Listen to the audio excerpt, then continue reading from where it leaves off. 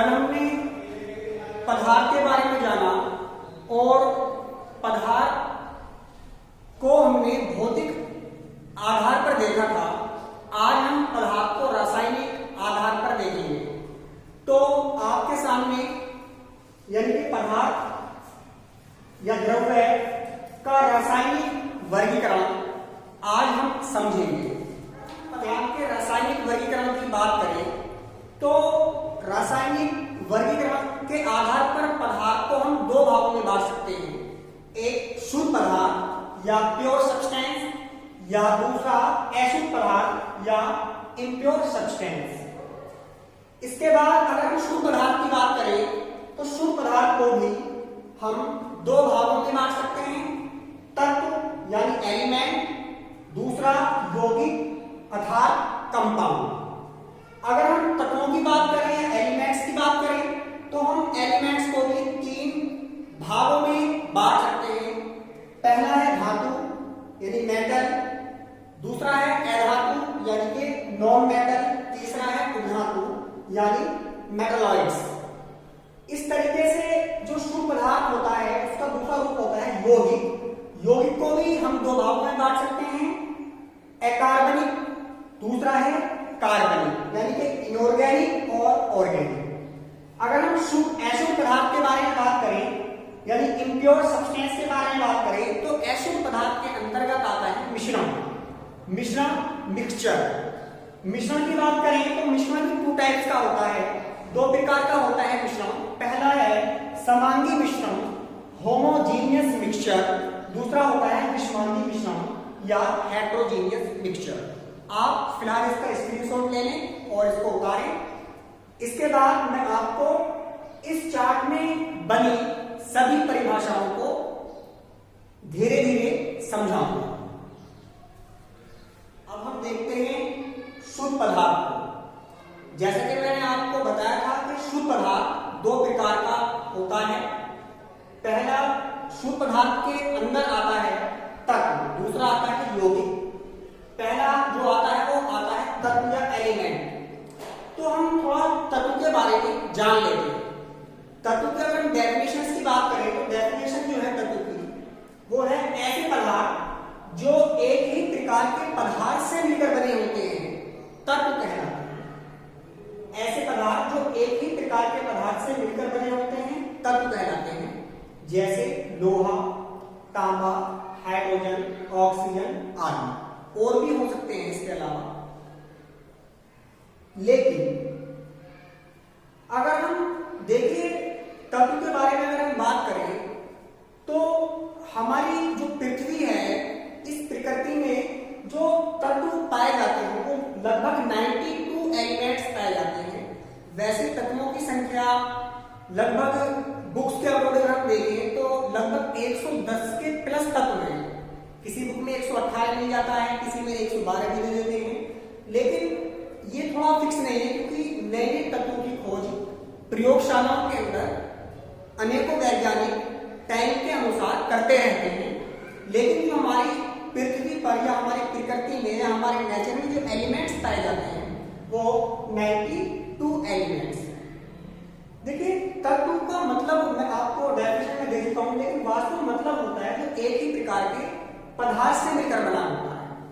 जैसे आप पानी देखते होंगे या जल देखते होंगे, जल को अगर आप देखें तो देखने में बिल्कुल ऐसा लगता है कि वो एक ही प्रकार का पदार्थ है। वो जल जो है हमें देखने में लगता है कि पूरा वो शुद्ध है, लेकिन शुद्ध तो है लेकिन वो एक ही प्रकार का पदार्थ से नहीं बनता। क्योंकि आप जानते हैं जल होता है उसका जो फॉर्मूला होता है वो H2O होता है और जल के अंदर जो हाइड्रोजन है उसके 2 परमाणु और जो ऑक्सीजन है उसका 1 परमाणु पाया जाता है। लेकिन एलिमेंट्स या तत्व हम उस चीज को बोलते हैं जिसमें केवल एक ही प्रकार के परमाणु पाए जाते हैं।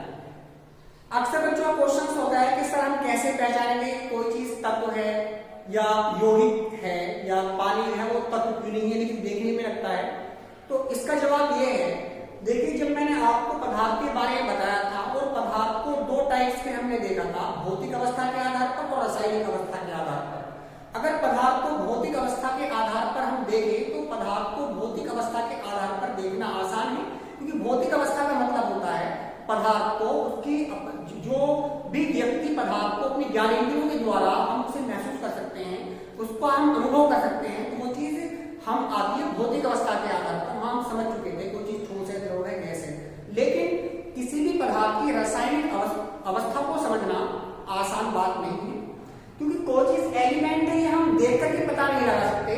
कि पानी भी देखने में हमें बिल्कुल ऐसा लगता है कि वो बिल्कुल प्योर है, कि वो एक ही सब्सटेंस है, लोहा भी हमें ऐसा ही लगता है, या इसके अलावा और भी बहुत चीजें हैं जैसे कि तांबा है, लकड़ी है या प्लास्टिक है, देखने में हमें ऐसे लगती है कि एक ही प्रकार का पदार्थ है, लेकिन वास्तव में इनके अंदर जो एटम्स होते हैं, यानी कि ये पदार्थ जिस चीज से मिलकर बने होते हैं, वास्तव में वो पदार्थ जो होता है इन सभी चीजों में अलग अलग तरीके से होता है, जिसको हम अपने ज्ञानेंद्रियों द्वारा या हम अपने आप हाथ पैर के द्वारा छू करके स्पर्श करके हम इस चीज को महसूस नहीं कर सकते। बल्कि तत्व कोई चीज है या कोई चीज यौगिक है, इसको वैज्ञानिक लैब में विभिन्न प्रकार के एक्सपेरिमेंट के द्वारा पता लगाते हैं और वो बताते हैं। लेकिन अब धीरे धीरे आपको एक्सपीरियंस से, जैसे जैसे आप केमिस्ट्री पढ़ोगे 10th की 12th की, तो आपको धीरे धीरे जब बार बार आपके सामने एलिमेंट्स या यौगिक आएंगे, तत्व आएंगे, तो आप धीरे धीरे इसको अपना समझना लगोगे। जैसे कि हम बात करते हैं एलिमेंट्स की, जैसे लोहा है, अगर हम लोहे के टुकड़े की बात करें तो वास्तव में लोहे का जो फॉर्मूला होता है वो Fe होता है, इसमें जो फॉर्मूला होता है, प्रतीक होता है इसका, वो Fe होता है। और कोई भी लोहे का टुकड़ा है, वो 1 किलो लोहा हो या कोई छोटा टुकड़ा हो, उस लोहे को अगर हम लैब में वैज्ञानिक चेक करते हैं तो उस लोहे के अंदर केवल लोहे के परमाणु के द्वारा या लोहे के एटम्स के द्वारा ये सारे ही लोहे के पार्टिकल्स होते हैं, वो सभी Fe होते हैं, बहुत सारे, वो प्योर लोहा होता है। यानी कि एक लोहे के अंदर केवल Fe के पार्टिकल्स, अरबों खरबों के पार्टिकल्स के बारे में बता दो, पार्टिकल्स की बात करते हैं तो वो अरबों खरबों के तादाद में होते हैं, वो उनसे मिलने के बाद लोहे का निर्माण होता है।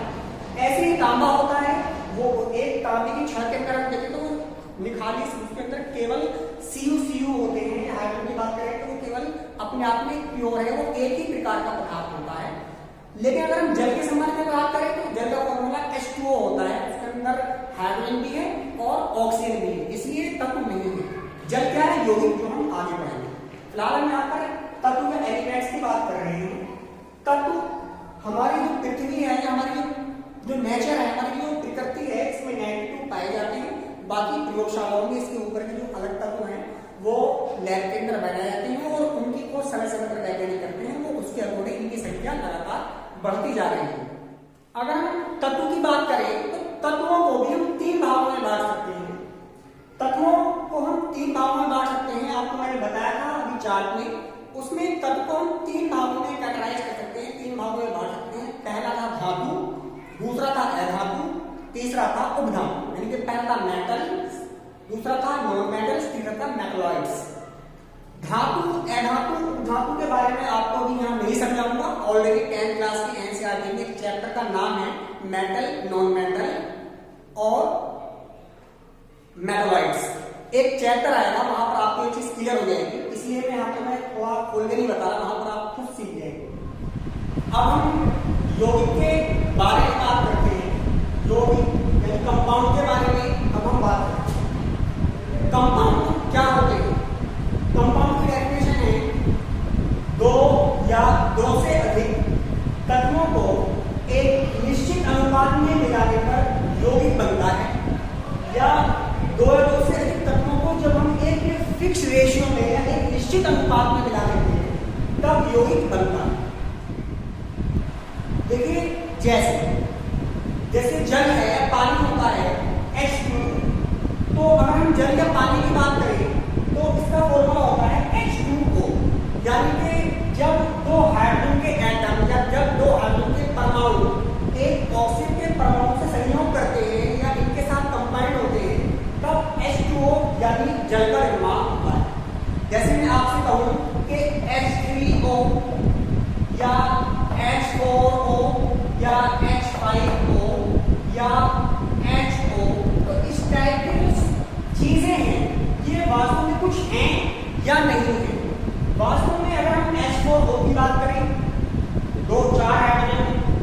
एक ऑक्सीजन आपस में संयोग कर लेंगे? पहली बात तो संयोग करेंगे ही नहीं, क्योंकि प्रकृति के अंदर या दुनिया के अंदर ये कुछ इस फॉर्म में नहीं पाए जाते या इस फॉर्म में नहीं पाए जाते या ऐसा नहीं पाए जाते, बल्कि किसी भी यौगिक के होने के लिए शर्त है तत्वों का निश्चित अनुपात रहना है कि प्रकृति के अंदर ये ऑटोमेटिकली फिक्स होते हैं।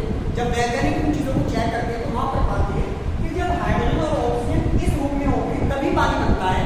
और इसके अलावा हाइड्रोजन और ऑक्सीजन अगर हम ऐसे मिला रहे हैं या ऐसे इसका संयोग कर दें तो कोई चीज नहीं होती, बल्कि जो इनकी डेफिनेशन यही होती है कि जब दो या दो से अधिक, कम से कम दो होनी चाहिए, दो या दो से अधिक तत्वों को जब हम परस्पर संयोग कराते हैं या प्रकृति में खुद ऑटोमेटिकली संयोग किए हुए होते हैं, तो इस प्रकार के जो पदार्थ होते हैं वो हमारे यौगिक कहलाते हैं।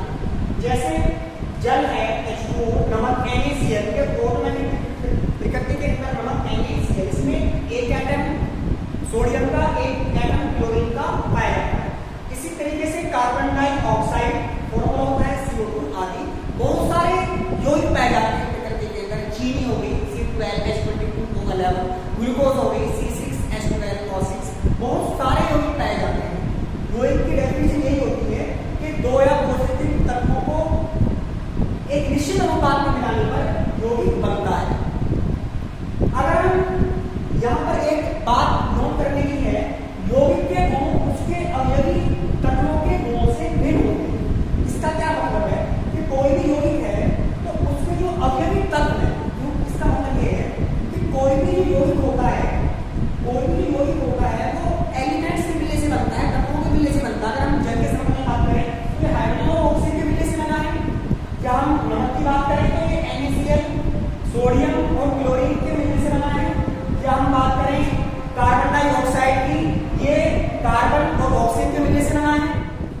यौगिक के गुण उसके अवयवी गुणों से भिन्न होते हैं। इसका क्या मतलब होता है?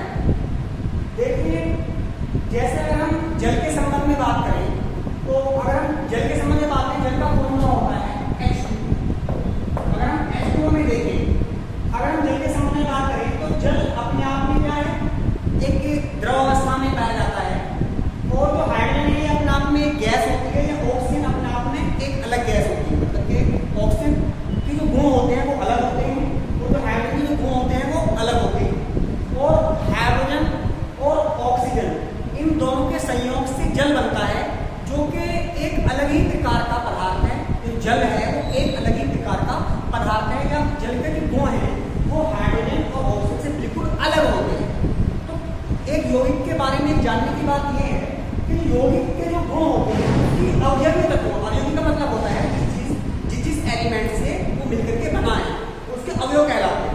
तो अवयवी तत्वों के गुणों से, गुणों का मतलब कि जैसे हाइड्रोजन के और ऑक्सीजन के गुण हैं, इसकी जो प्रॉपर्टी है, तो इस जल की जो प्रॉपर्टी है इन दोनों की प्रॉपर्टी से अलग होगी, ये यौगिक की पहचान होती है। जैसे अगर हम बात करें चीनी, चीनी का फॉर्मूला होता है C12H22O11। अगर हम चीनी को देखें तो चीनी का कलर कैसा होता है, तो व्हाइट कलर की होती है चीनी। और दूसरा इसका अगर हम टेस्ट देखें तो मीठा होता है। अगर हम ये देखें कि चीनी वास्तव में किन किन एलिमेंट्स से या किन किन तत्वों से मिलकर बनी है, तो जो चीनी होती है कार्बन से, हाइड्रोजन से और ऑक्सीजन से मिलकर बनी है। कार्बन आप जानते ही हैं, जैसे कोयला कार्बन से मिलकर बना होता है, हीरा भी कार्बन से मिलकर बना होता है। कार्बन अपने आप में एक अलग तत्व होता है। और हाइड्रोजन आप सब जानते हैं ये एक अलग तत्व होता है, और ऑक्सीजन एक अलग तत्व होता है। ऑक्सीजन की प्रॉपर्टी अलग होती है, हाइड्रोजन की अलग होती है, कार्बन की अलग होती है। लेकिन जब ये तीनों एलिमेंट्स एक निश्चित अनुपात में मिलते हैं, वो अनुपात क्या है इन तीनों का निश्चित,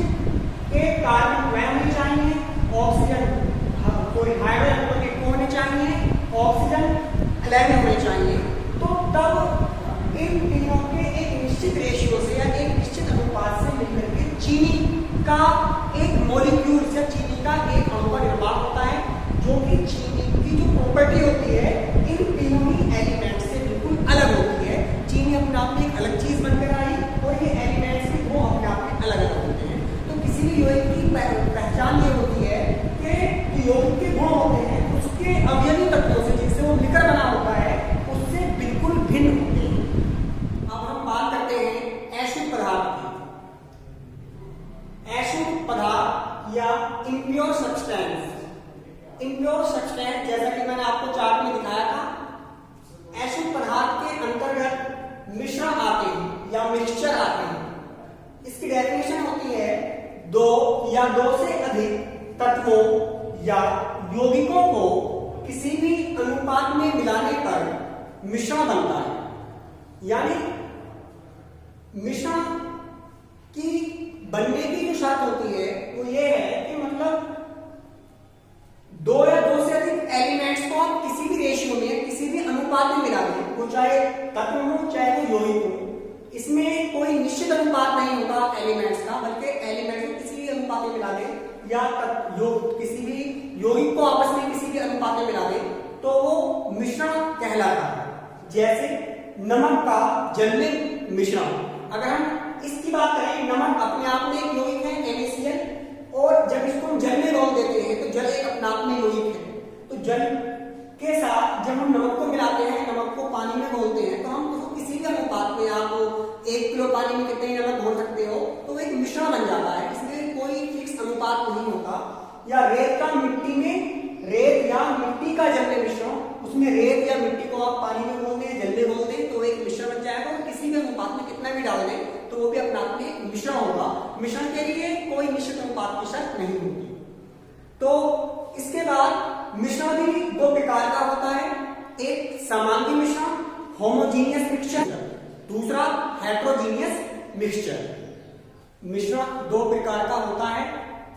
पहला है समांगी मिश्रण या होमोजीनियस मिक्सचर। देखिए समांगी मिश्रण क्या होते हैं? जब किसी मिश्रण के अवयव, अवयव का मतलब जिस चीज से वो मिलकर बना होता है, जब किसी मिश्रण के अवयव मिश्रण में समान रूप से वितरित होते हैं तो ऐसे मिश्रण समांगी मिश्रण कहलाते हैं। जैसे नमक का जलीय विलयन, पीतल आदि। देखिए समान रूप से वितरित होने का क्या मतलब होता है? जैसे आपने एक गिलास में पानी लिया, उसमें कुछ चीनी घोल दी या नमक घोल दिया, तो घुलने के पश्चात अगर आप चीनी घोल करके पानी पीते हैं तो बराबर मिठास होती है, वो पूरी तरीके से घुल जाए, तो आप पानी कहीं से भी उठाएंगे, उसमें से चम्मच से पिए तो मिठास बराबर होती है। यानी कि चीनी के जो पार्टिकल्स होते हैं, चीनी के जो कण होते हैं, उस जल के अंदर समान रूप से पूरे में वितरित हो जाते हैं। जब किसी कोई पदार्थ किसी मिश्रण के अंदर समान रूप से वितरित हो जाता है तो इस प्रकार का मिश्रण ही समांगी मिश्रण या होमोजीनियस मिक्सचर कहलाता है। जैसे कि नमक का जल में नमक को पानी में घोल दें, मिला दें तो समान रूप से पूरे में वितरित हो जाता है। और पीतल के बारे में आप देखते हैं, पीतल असल में एक मिश्र धातु होती है। मिश्र धातु से बोलते हैं जो दो धातु के मिलने से बनती है। जैसे कि जो पीतल होता है वो तांबा और जिंक दोनों को मिलाने पर पीतल का जमा होता है। दोनों धातुओं को पिघला करके जब आपस में मिलाते हैं तो पीतल बन जाता है। तो पीतल अपने आप में एक मिश्र धातु है, बाकी आगे चैप्टर्स में आएगी धातु वाले में। लेकिन देखिए जो समांगी मिश्रण होता है, समांगी मिश्रण को हम विलयन भी कह देते हैं। आपने सुना होगा विलयन क्या होता है। जो समांगी मिश्रण होते हैं वो विलयन कहलाते हैं। ये जो विलयन होता है, जो समांगी मिश्रण होते हैं, इसमें अगर किसी पदार्थ के पार्टिकल्स को हम अपनी आंखों से देखना चाहें या अपनी नंगी आंखों से देखना चाहें, नग्न आंखों से देखना चाहें तो हम नहीं देख सकते। जैसे आपने एक गिलास में पानी लेकर के उसमें चीनी घोल दी, वो चीनी घुलने के बाद क्या उसमें आप चीनी के पार्टिकल्स देख सकते हैं? या नमक आपने पानी में घोलते हैं, क्या घुलने के बाद नमक के पार्टिकल्स आपको दिख सकते हैं? बल्कि ये पार्टिकल्स होते हैं लेकिन बहुत सूक्ष्म, बहुत छोटे होते हैं, हमारी आंखों से दिखाई नहीं देते क्योंकि इनके पार्टिकल्स बहुत सूक्ष्म होते हैं। इसीलिए जो हमारे समांगी मिश्रण होते हैं इसके अंदर या इसमें जो मिश्रण के जो पार्टिकल्स होते हैं उनको हम अपनी आंखों के द्वारा नहीं देख पाते। अब हम बात करते हैं विषमांगी मिश्रण की। हेटेरोजीनियस मिक्सचर वह मिश्रण जिनमें अवयव समान रूप से वितरित नहीं होते विषमांगी मिश्रण कहलाते हैं। जैसे रेत का जल में मिश्रण, दूध। देखिए जैसे कि अगर आप जल में रेत घोल दें या उसमें कुछ मिट्टी घोल दें तो अगर आप उसे चला के दें तो वो कुछ ही या आपसे